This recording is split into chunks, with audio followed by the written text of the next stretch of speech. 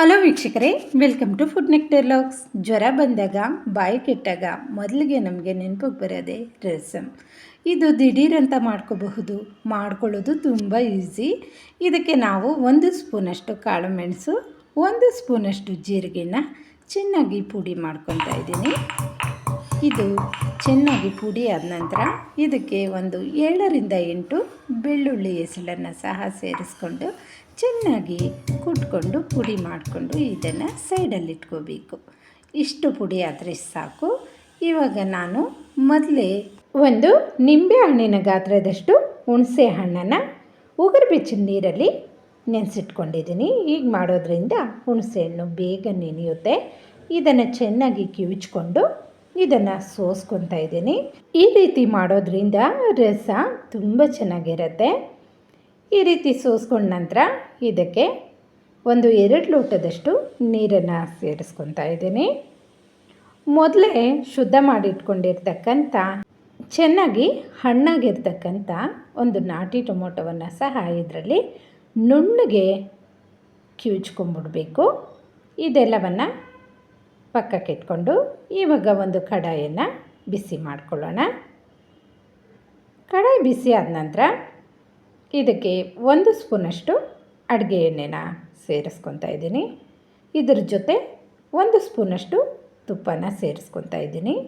ತುಪ್ಪನ ಸೇರಿಸಿ ಮಾಡೋದ್ರಿಂದ ತುಂಬ ಚೆನ್ನಾಗಿರುತ್ತೆ ರಸ.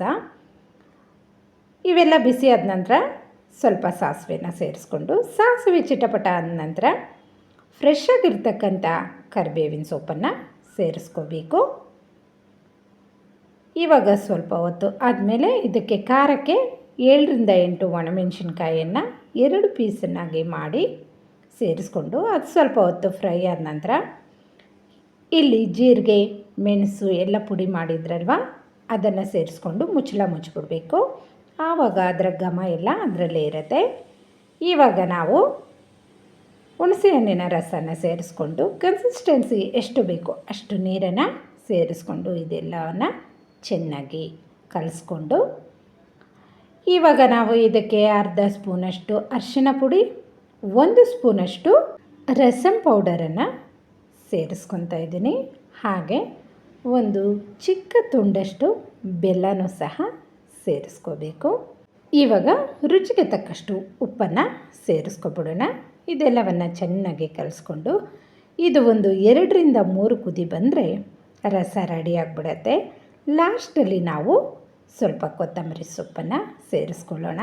ನೋಡ್ತಾ ಇದ್ದೀರಲ್ವ, ಘಮನೂ ಆಗಿ ತುಂಬ ಚೆನ್ನಾಗಿರುತ್ತೆ. ನೋಡೋದಕ್ಕೂ ಕಲರ್ಫುಲ್ಲಾಗಿರುತ್ತೆ. ಬಾಯಿಗೆ ಉಳ್ಳುಳ್ಳಿಗೆ ರುಚಿಯಾಗಿ ತುಂಬ ಚೆನ್ನಾಗಿರುತ್ತೆ. ಈ ರಸಮ್ಮು ದಿಢೀರಂತ ಮಾಡ್ಕೋಬಹುದು. ಇದನ್ನು ನಾವು ವೈಟ್ ರೈಸ್ ಜೊತೆ ಜಾಸ್ತಿ ರಸ ಹಾಕ್ಕೋಬೇಕು. ಸ್ವಲ್ಪ ರಸ ಹಾಕ್ಕೊಂಡ್ರೆ ಚೆನ್ನಾಗಿರಲ್ಲ.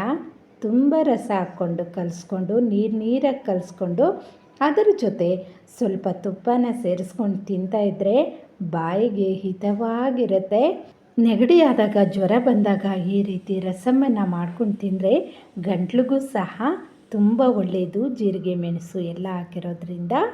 Thank you for watching.